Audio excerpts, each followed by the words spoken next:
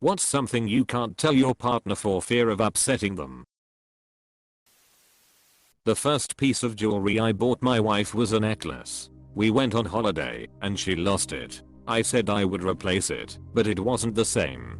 She was upset that she lost it for sentimental reasons. I emailed the hotel and of course they hadn't found it. So I bought a replacement and told my wife they found it. I'm a big fan of this sort of thing. It's a harmless lie. Sorry to go off on a tangent, but my nieces had 2 pet chickens they adopted as chicks. Their mom has allergies, so anything with fur is out of the question. The chickens were in the yard when a raccoon apparently found a hole in the fence and nabbed them. The girls, ages 6 and 3, were told the truth and they were both heartbroken. They created the saddest little missing chickens. Please call if found posters to hang up around the neighborhood in case the chickens had run away. I would have gotten those 2 kids some replacement chickens and told them they came back. Their parents told them they were most likely dead. Sometimes you don't have to tell the truth. Not me, but my parents. If my mom wants to hide literally anything from my dad, no matter what it is, she just puts it somewhere where he would have to bend over to see it. Doesn't matter if it's something like a package of Oreos. If my dad has to bend over to find it, he's never going to find it. I've tested it with my own snacks when I was still living with them to confirm it works. He'd be mad if he knew how many snacks we'd hidden from him simply because he doesn't bend over low enough to see it in the cabinet. This is rather hilarious. Not quite what I was thinking of, but hilarious. His favorite dip is like 80% mayo. He has a terrible aversion to mayo. His mom has made it when he's not been around his whole life. And now I continue the charade. It's a really good dip. Close bracket. As a man with unreasonable aversions to certain foods, this charade is necessary and should continue. You are doing the right thing. Friend thinks his mom makes carne asada tacos. It's tongue tacos. His mom says don't tell him. I make tongue tacos and tell him it's carne asada. I don't feel good about it. I also don't want to pee off his mom. My wife has a beautiful heart. I jokingly call her a Disney princess because any animal that she comes across she has to talk to and greet. She has cried by seeing a dead raccoon on the side of the road before. At the time, I was working day shift and she was working a swing shift. I had a busy day, but I saw she sent me some pictures of a young doe that was eating in our front yard. She seemed thrilled. I came home and saw the same deer, dead, on my goddamned porch. I felt like I started to hear the first 48 theme playing as I realized I have 6 hours to get rid of this thing before my wife gets home and her world is shattered. I call my local city authorities thinking they wouldn't want a dead animal in the middle of town. Turns out, they couldn't care less. I called some local raptor shelters to see if they could take a stat donation, but it turns out the dead deer business is booming and they didn't have a need for donations at this time. Especially in the next 6 hours. Frustrated, I call my dad to vent and get advice on what to do. His response is only a hold on bud. I'll be there in 15 minutes. I go back inside to take care of the dogs and within the next 15 minutes I see me dad back his huge truck into my backyard, has the tailgate down and is knocking on my door with a pair of nitrile gloves on and another pair in hand for me. It was starting to get dark out, but we had that thing loaded up and found a special place to dispose it. We made it back with 20 minutes to spare before my wife got home. I haven't told my wife because I think it would either break her heart or creep her out at how efficiently my dad can dump a body. Anyway, Woofy thinks her dear friend is alive and well and totally not at the bottom of a ravine. She is using words incorrectly. She has a half dozen she routinely misuses and does not want to hear it. Example, the middle of the road is the median, not the medium. Drives me insane. Tell her it's hard to differentiate words like those if she's never seen them in writing. Just don't be patronizing. You could potentially save her embarrassment in the future. Been there, done that. Married 20 plus years. Some things you let go. I even tried repeating it back to her in the conversation properly to avoid the conflict. Still doesn't work. What is surprising is she easily reads a couple of books per month and is super bright. She just has words that somehow got stuck in her vocabulary along the way. I daydream/wonder what it would be like to live completely alone. How I wouldn't have to compromise. I was feeling guilty about this. I think of all my cute stuff I could buy without having to have him agree. Strawberry shower carpet, but instead we have a grey square one. It was me who cooked with oil and didn't clean the spatters off the stove top, not the cat. I'm impressed your cat can cook. Well, nothing fancy, not what you'd call a feast. The remote didn't disappear. I accidentally put it through the washing machine and destroyed it and threw it out in a panic. Don't panic. Just go out and get a universal remote. They're cheap and easy to use. Weird. New remote. Yeah. I found the old one, but it was toast. Even with new batteries. Apostrophe. That they pronounce meme as mimi. It physically hurts me. My brother is currently dealing with his wife pronouncing the L in salmon. One day at a time, bud. I have a friend that says the L in both. Yeah. It's as horrible as it sounds.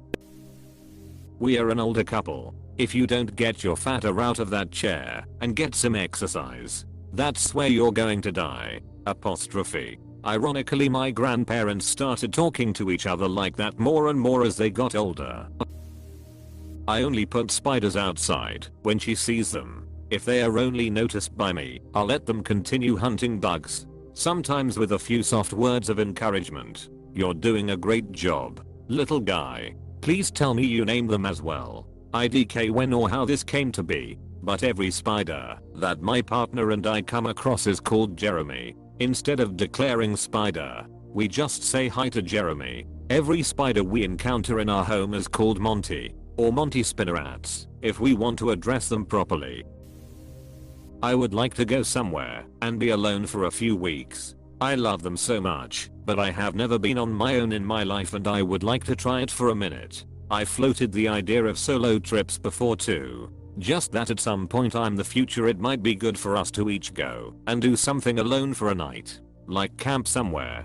She doesn't really get it, but I've always been a bit of a loner before we met and had kids. I like my alone time once in a while. I found the occasional work trip or solo trip to see friends without the wife have helped keep a good balance. Plus, we have enough space at home to be alone for a little bit if that's what we need. I personally need this most weeknights after interacting with people at work all day. She also knows that a weekend away or back home a couple times a year are totally fine by me. We don't have kids, so this obviously is much easier for us.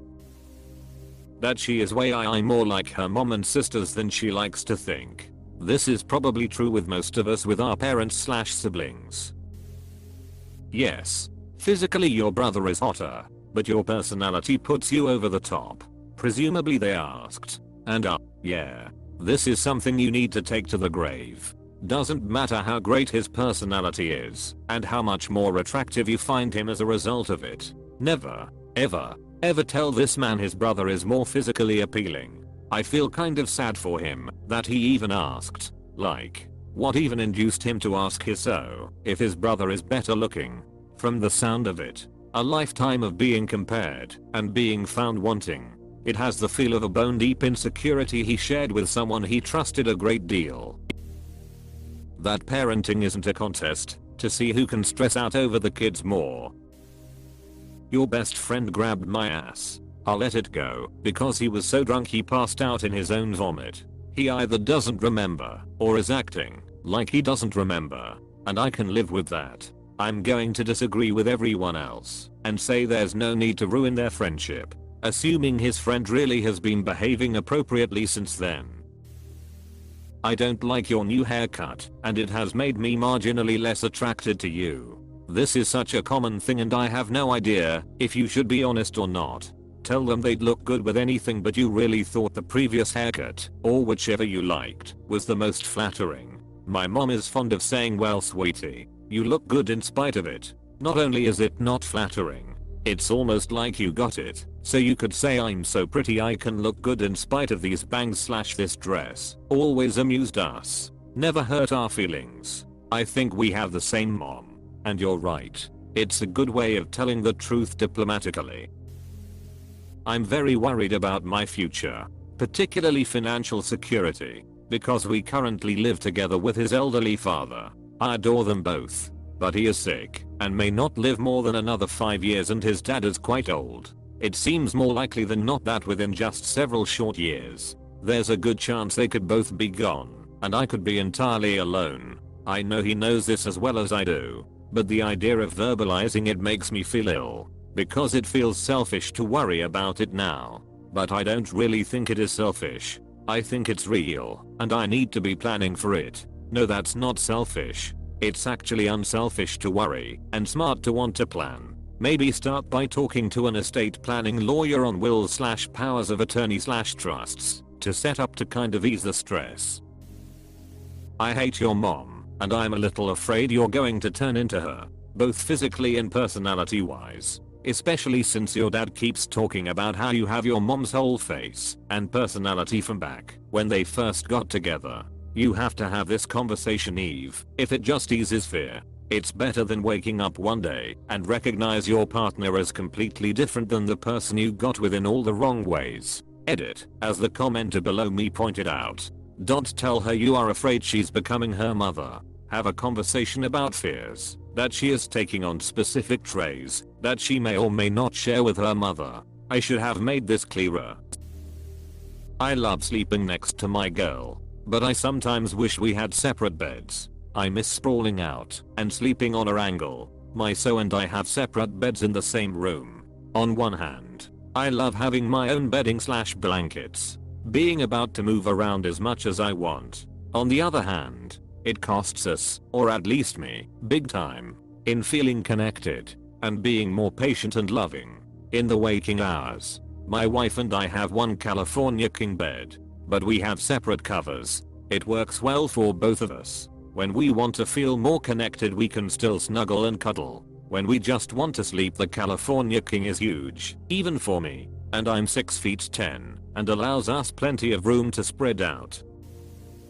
My spouse's dreams are way worse than I'll let on. Spouse doesn't remember the dreams upon waking and asks for a nightly recap, since spouse wakes me multiple times a night. The really bad dreams I don't speak about. The psyche is expelling a lot of trauma, and I don't want my spouse carrying that around during waking hours. I'd rather the poison of my spouse's childhood stay in the void rather than burden them when awake. Spouse cannot recall dreams at all and is a lovely person. I'll give a short daily recap if a dream is funny or relevant, but the really bad dreams stay in that secret space between what's said and what's better unsaid. It's thoughtful of you, but also as a counter note, we need to know some of these things so we can process them with a therapist. When they see the light of day and with professional guidance, then we can slowly be free of them altogether.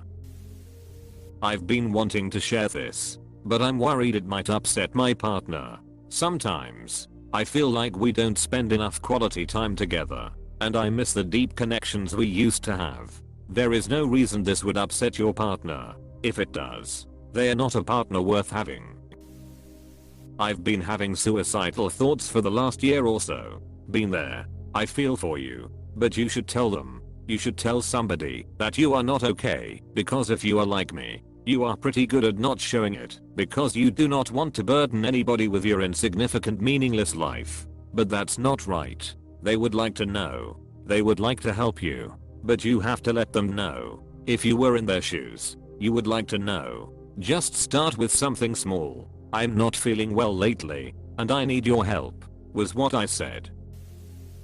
That I hate seeing her on her mobile phone scrolling through mindless videos of people doing dumb shit while she's got company. I feel your pain, brother. I wish they banned TikTok when they were talking about it earlier. That the pulled chicken sandwich was not good. Every bad thing that happens doesn't require someone to be blamed for it, and that someone doesn't always have to be me. My mom has the extraordinary ability to pie every bad thing that occurs on my dad's mother. I know they don't get along, and my dad's mom wasn't the kindest to her, but I swear to God there have been natural disasters my mom has tried to pin on grandma. I think we may be siblings. You're a slob, and part of the reason this relationship hasn't moved forward is because I can't see myself moving in with you until you change. Oh, Been there with my ex. I love you, yet wish I'd never married you. I get that. I thought I was alone. I love my wife. I have zero desire to be with any other woman. I've been with her since 2006 and we married in 2013. So we have been together a long time. That said, I really preferred our relationship before being married to after. We each had our own space and we were our own people. It made the time we spent together more special. Now that we are together 100% of the time, it's less special and each of us is less of ourselves and more of us, if that makes sense. No, those jeans don't make Ira look fat. The fat in Ira makes Ira look fat. The jeans just accentuate it. Thank goodness fat asses are on trend. Close bracket. It's so weird watching movies from the late 90s and early 2000s where characters are like OMG Myra's so big. Like girl, that dump truck is doing work. Do not be sad about it. I shrank your new and expensive sweater by mistakenly washing it with my clothes on regular. When I realized what happened, I hid it until you went to the store and then stuffed the now too small sweater back into the laundry. When you later hand washed it and discovered it no longer fit, I was very sympathetic with how irritating it was that the sweater had shrunk despite you taking every precaution. Oh boy, I'm very mad at you, and it's not even my sweater.